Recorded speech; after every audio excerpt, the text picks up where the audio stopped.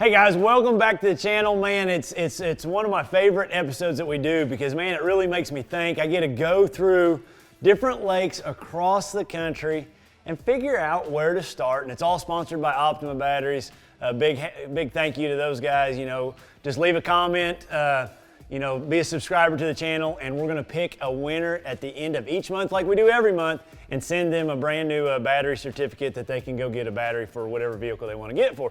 But first, I've got some minnows. Look at these things right here. Yeah, so what's going on with the tank? You know, we've got boomer and we got sooner, largemouth and a spotted bass. I've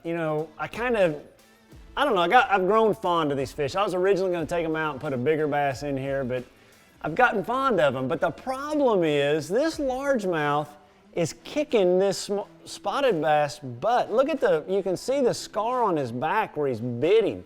And he has to stay in that corner all the time. That's where he's at. He doesn't get to come out. When he comes out, like, he thrashes him. We'll be over there watching TV and you'll hear all these splashes and bangs because they hit that roof of that aquarium so hard.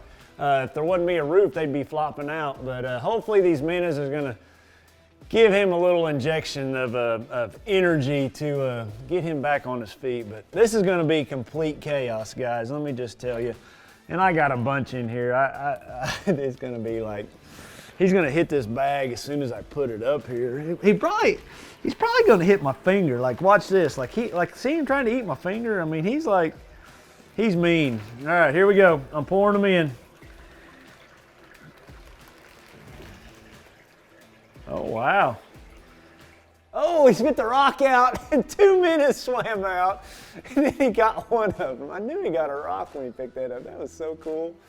All right, so there's some cool footage, you know, if you guys I like watching that. It just amazes me how they can eat them and one swims out when they eat another one. It amazed me, like, you know, if you saw right there that, you know, he spit a rock out, minnow swam out, and the rock all came out at the same time. Then he got the minnow back, but I'm a little worried about Sooner up there, that spotted bass. He's just not eating. I don't know what's the matter with him.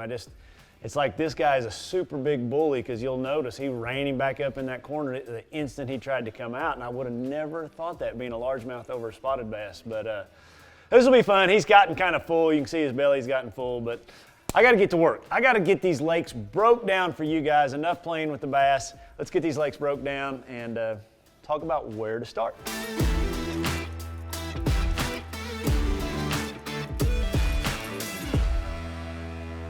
All right, guys, so we got Boomer and Sooner fed. They're still back there eating a little bit. The spotted bass still hadn't ate much. And Boomer's got him cornered right now. If you look right there, he's got him cornered.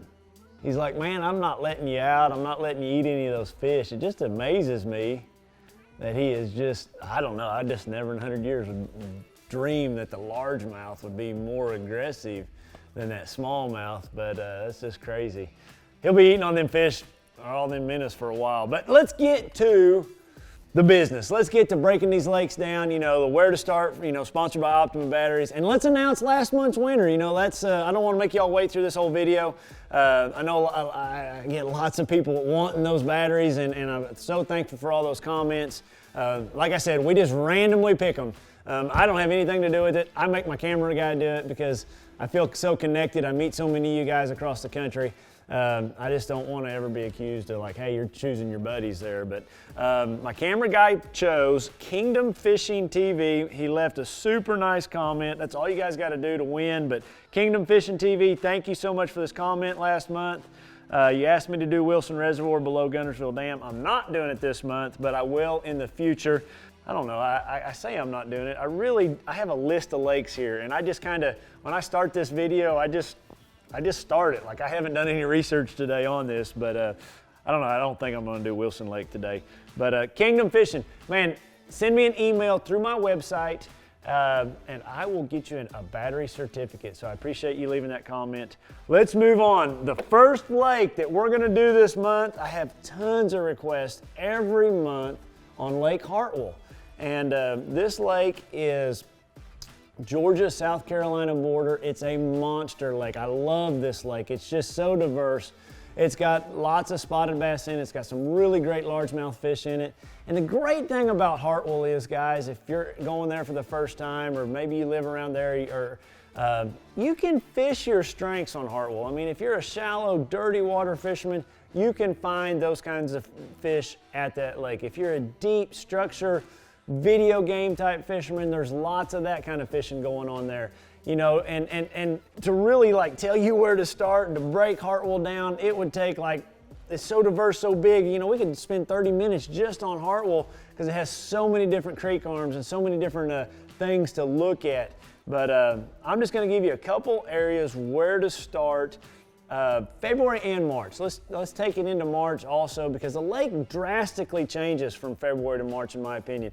You know, right now the lake is 658.41. It looks like it's a little over 1.5 feet low. You know, so in my opinion, that's going to take a lot of that shoreline stuff, you know, kind of out of the equation. It's going to be just a little low. It gets a grass growing around some of the edges, and if you remember back to the classic that.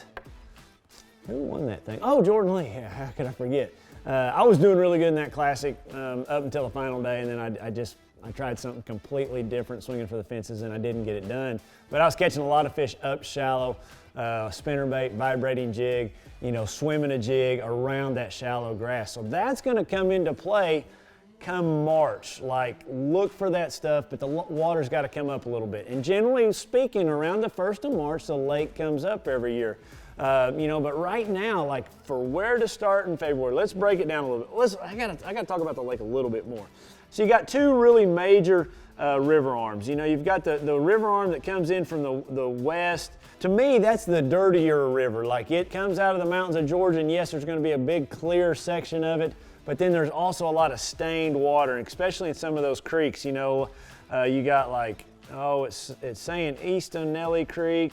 It's saying like Little Coesta Creek, and then you got Big Coesta Creek. Like those creeks right there, they'll tend to be a little bit dirtier. Gumlog Creek, you know, that's a great creek. You know, some of that stuff coming in will be a little bit dirtier when you look at those creeks here on my sea map. And that water's going to warm up quicker, you know, come March, you know. So that's like, if I'm that dirty water fisherman, that's the stuff I'm going to go to when I go out west, you know, to that western river arm. If I was to just pick a spot, let me just look at here. I'm just kind of searching around. I really like how this creek splits. You know, you got a lot of stuff that meets here. You got a lot of shallow water. You know, it's deep all the way going back into it. There's going to be fish in this narrow stretch that winter in there, you know, that stay a little bit deeper, and then they're going to go spawn right back in these two pockets. So, you know, if I was looking for a spot to start, you know, somewhere between right here and right here for the month of February, and then month of March, it's going to be right back here as soon as you get a good warming trend. That would be a great place to start if you're out there on that western creek arm. You know, another one, let me just look here. If I was to pick one more out here, I got another one right here, this Fairplay Creek. Another really cool creek that you go back up in here, it narrows down, then it opens up. You know, right here especially, you got some channel bends. I would look at those channel bends. You know, you could crank those, throw a jig on them, fish those boat docks, you know, and then those fish are going to spawn right where this map turns to red. That's the one thing I love about these sea maps. You know, you can just see these spawning flats. It just glows on this thing, and that's what that is. You know, a lot of people ask me what these are, and they're just sea maps from Lowrance, so they work really, really good. Okay, so let's talk a little bit more. That's kind of more leaning towards the end of February, the 1st of March, you know, some of that stuff. You know, those fish are obviously right out in front of that. Let's talk about another stretch of the lake here I really like a lot, and that's the river arm, and I think the Kiwi River. So that other one must be the Seneca River. So the Kiwi River, it comes out of Lake Kiwi, which, man, this to me like is clear and like it stays a little more consistent.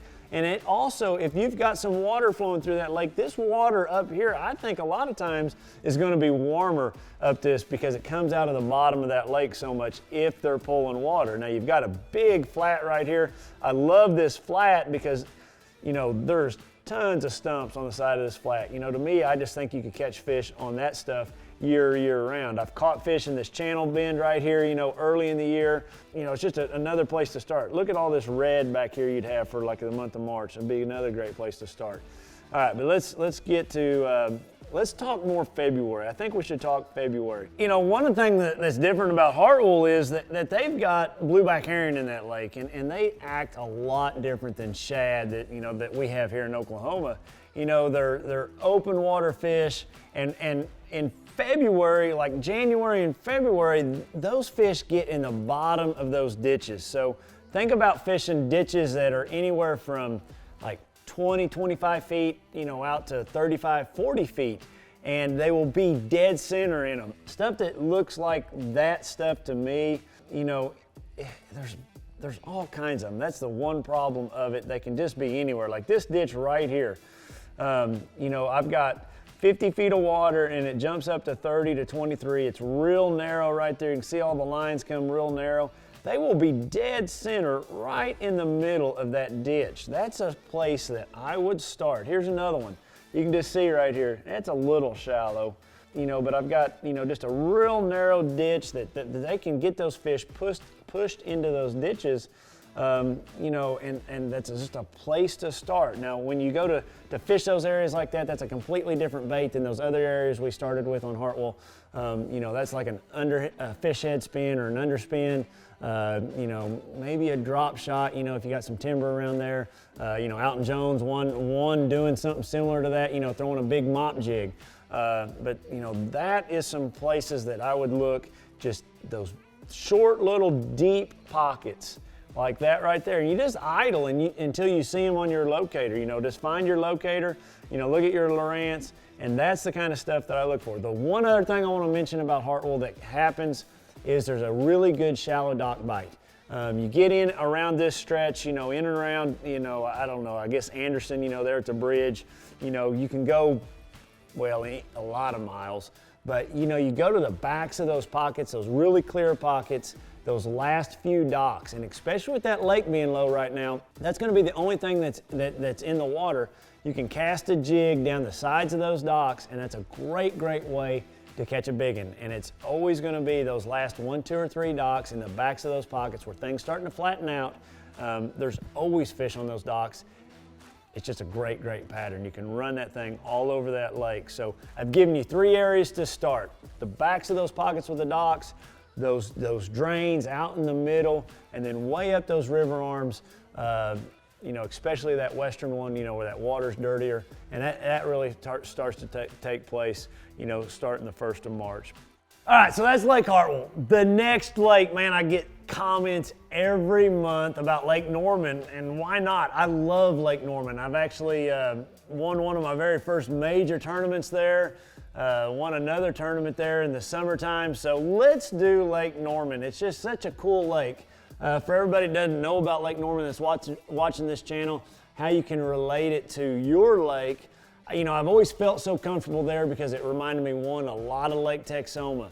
The reason was all the clay and sand banks, you know, had about that watercolor. You know, it's a fairly, you know, I'd say a cross between a lowland and highland reservoir. You know, it's got deep water, but the banks are they're not steep. It's not like a Table Rock or a Bull Shoals. You know, lots of flatter clay banks, lots and lots of boat docks. It actually has a power plant on it. It has a lot of spotted bass in it. You know, and I think the lake's kind of going through a change over the last few years. I think, you know, they've got that blueback herring going on, so that changes lakes. But, you know, for me, on some spots where to start on Lake Norman, I chose this creek right here, Stumpy Creek, here on my sea map. And the reason I chose this creek is, you know, it runs east and west. So the sun's down here the whole time. This whole northern bank's gonna get lots of sunshine, okay? So then when you take it a step further, you know, another reason why I chose this, I've got some bridges in it. Man, I got restriction points. I mean, just super high percentage spots. And that's what it's always about on these where to start videos.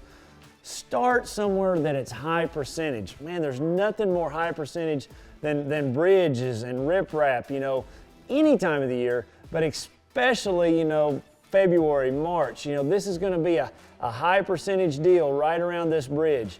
You know, any kind of current blowing through the lake, you're going to have some current going through there. Great place to start. Another spot that you could start If you look right here, look at this riprap right here. There's a boat sitting on it, but that's gonna be in the sun all day long. You got deep riprap. This picture of Google Earth, the water's pretty low, so if I go back a picture, you can see the water's high. All that riprap's underneath the water. You know, you can't really even see it in this photo, but man, it's gonna heat up, it's gonna hold a lot of heat. Riprap's gonna be really good. You know, it's just a small stretch. Fish that with a jig, a flat-sided crankbait. The other things to think about, on this lake, there's so many awesome boat ramps. Like boat ramps, do not pass up a boat ramp. Like, I love these pockets right here that face to the north. What do we got right here? Just got some natural rock and riprap. Look at that rock right there underneath the water. That'd be a great place to start. That's like put a waypoint on it. There it is when the water's full, out off the bank. It'd be a great place. You know, those fish live shallow on this lake. That'd be in the sun all day long. I saw a few spots. Oh, look at this boat ramp. Oh man, this would be a good one. Right out on the main lake point. Comes out in the water a good amount. I mean, I cannot stress enough boat ramps and docks, the black floating docks. Those things hold heat. It's something about this lake that they really, really get on. You're coming back in this pocket's gonna get a lot of wind blowing in it. You got a good little riprap stretch right here. Some isolated docks off points. Oh, look at this. Look at these rails coming in the water. Talk about a place to go fish. You know, those fish can move up and down on that. Great place to start. What's that look like when the water's full? Yep, they're still there, but I love rails. I mean, you can never go wrong with rails. So this is the stuff that I would be looking for if I was to go fish this place. I'm gonna be covering a lot of water. I'm gonna be throwing a crankbait, throwing a jig. I love these two little pockets right here. They're right out towards the main lake. You know, right when this comes in, you've got, you know, deep water out here. Those fish can pull in right here, get some shad from the wind blowing. Seems like you guys have a little bit more east wind out there than we do here. Let me make an adjustment here. All right, when you zoom in on this pocket, you got a boat ramp right there. Look at this dredge out right here. That's gonna be a good little line right there to throw in the back of that pocket. Another boat ramp right here. Seems like there's another boat ramp, you know, so I could start and just fish those boat ramps really, really quick right through there and just get a feel for how the bite is. And that's what it's all about. Just getting your first bite, getting your day started, getting some confidence with what's going on that body of water. So, you know, that's just one creek arm. You can duplicate that in multiple creeks. I chose that creek. Let me back up a little bit. Why I chose right there. That's the upper 2/3 of the lake. I want to compress the water column just a little bit and have a little bit more stained water. Because, you know, remember, the clearer the water, the deeper they can be. The more stained the water, the shallower they can be. And, you know, I'm trying to break it down for a place for you guys to start. So by compressing that water column, how deep those fish can be, that's why I chose this creek in that upper 2/3 of the lake, because it should be a little dirtier than, say, those creeks down the lake. You know, if the wind gets to blowing, if the lake's low, that all changes everything. But, you know, that's why I chose there, because I wanted to compress everything. Now, as you move down the lake, things start to get out deeper. You know, start looking out off those points. You know, there's some stumps, out off some breaks, some sand drops, those kinds of things where you can crank and throw a football jig, throw your little finesse jig out a little deeper as you get down the lake, because things start to clear up. All right, so that's Lake Norman, great lake. Let's keep it on the East Coast. I get lots of comments every month. And what better month to talk about one of the greatest lakes on the East Coast, Lake Toho, you know, part of the Kissimmee chain. If you guys got a vacation planned there, I just suggest it's just a great, great lake to go to. And you know, one thing when you think about Lake Toho, or really any Florida lake, one thing to always keep in mind, the cleanest water. You know, it's kind of opposite of what we do here in Oklahoma. Find the cleanest water that you can find. If you find hydrilla, that is a place to start. The cleanest water is a place to start. Hydrilla is a place to start. It's just such a key component down there. But make sure it's green hydrilla, good, healthy looking hydrilla. And with that said, if you look at Lake Toho here on my sea map, generally speaking, this whole big section down here in the lower, you know, third of that lake, that's a big hydrilla bed. You know, this over the past few years, there's always been hydrilla somewhere in this big basin, and it would be a great place to start. I mean, it just truly is. I would run down there, and there's not any rhyme or reason. Actually, when you see hydrilla, or if you see a lot of boats down there, there's gonna be hydrilla down there. Put on a vibrating jig, put on a lipless crankbait, cast a worm, and just go. Just cover water, don't worry about changing baits and colors and all that. Put on a couple baits and colors that you have confidence in. You can't go wrong with a June bug worm. You can't go wrong with a green pumpkin or a black and blue vibrating jig, or a white spinnerbait with gold blades, or just a chrome lipless crankbait. Put those 4 or 5 things on and just go. Go, and then when you get a bite, make a circle around it. But that's a great place to start on that lake. Now, to take it a step further, a couple other things to think about let me just show you this grass bed. So when I look at it here on Google Earth real quick before we move on, you can see this big grass bed right here, and then you can see a whole nother big grass bed right here. Now this photo here is from December of 18, but it just changes every year. Like in this photo, you can barely see the grass right out here. 2021, I can't see any grass, but I can't imagine it's all gone away. Somebody watching may say, man, they've got it all, but I would venture to say there is grass down there somewhere. Each year it just kind of changes. Find that grass. If you see a lot of coots, if you see boats out there, it's going to be a great place to start because there's going to be grass. All right, so let's talk about a couple other areas on this lake of where to start. This upper northern section of this lake is always where they spawn the first. They're probably spawning right now. It's the end of January that I'm talking about this video. They are probably spawning down there right now. But the thing about Florida and those bass, they spawn all the way up into May. But one of the very first spots that they do it is always this northern portion of the lake, and in particular right in here. Like when you look at it, that's one thing about Florida lakes. They're just so flat and bowls, and there's not a lot of contour changes.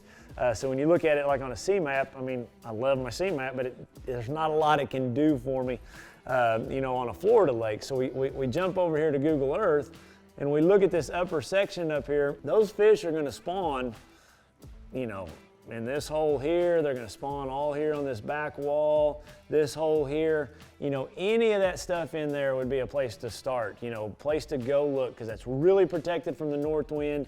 It's going to be really clear water. There's been a lot of hydrilla growing out in here through the last few years. Just houses a tremendous amount of fish. So, man, another great place to start on Toho is right up here in this northern section. You just can't go wrong with it. I know it's right there in town, but it's just historically a really good area to start. So looking at that northern end, when you're looking for a place to start, it's, again, I just want to reiterate, clean water, hydrilla, grass, boats in an area. Don't get on top of them. Those boats are just, those grass beds are massive. Go 200-300 yards the other side, this way, whatever direction. Those grass beds are massive, and the fish roam all over them. There's never a specific spot, so to say, that you have to go pull up on another person. Like, in Oklahoma, if a guy's sitting on a brush pile, don't go pull up on him. But in Florida, you don't have to get right on top of them like I'm saying, like a Pacific cast. It's a big, massive area so many times, like the Monkey Box, down on Okeechobee. It's just a big, massive area, and there's so many boats in there. It's because the water's clean, there's usually hydrilla in there.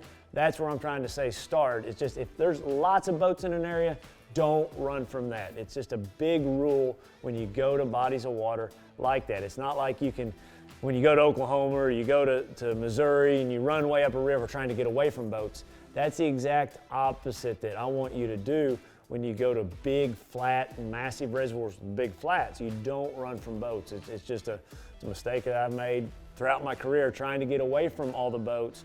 That's the exact opposite thing you want to do, and Toho is a prime example of it. So if you see a lot of boats in an area, there's a reason they're there. The water's cleaner, there's grass, and there's going to be bass in that area. So that's a couple areas where I'd start on Toho. The other thing is just get in behind those areas with that hydrilla. If the fish are further along, the spawn's happening, get into that Kissimmee grass, start throwing more moving baits up in that stuff. It's a great time of the year to go down there. So guys, I hope this helps. Again, leave a comment. hit that like button, be a subscriber. We're gonna do this all over again next March. Leave me a comment on some lakes that you want me to try to break down in the month of March, and we will do it again. I'll try to do my best job for you. It's the time to get out on the water, man. It's like big ones are biting. The month of February, I don't know the research on it, but I'd have to say February and March is when all the biggest bass all across, 2/3 of our country that's open water are caught. So sorry for you guys up north. It's coming your way, and it'll be just a little bit more before your lakes thaw out, but I appreciate you guys following along. Tune in every week right here. We'll be trying to help you guys become better bass fishermen and women, and I appreciate all the support. You guys have a great week.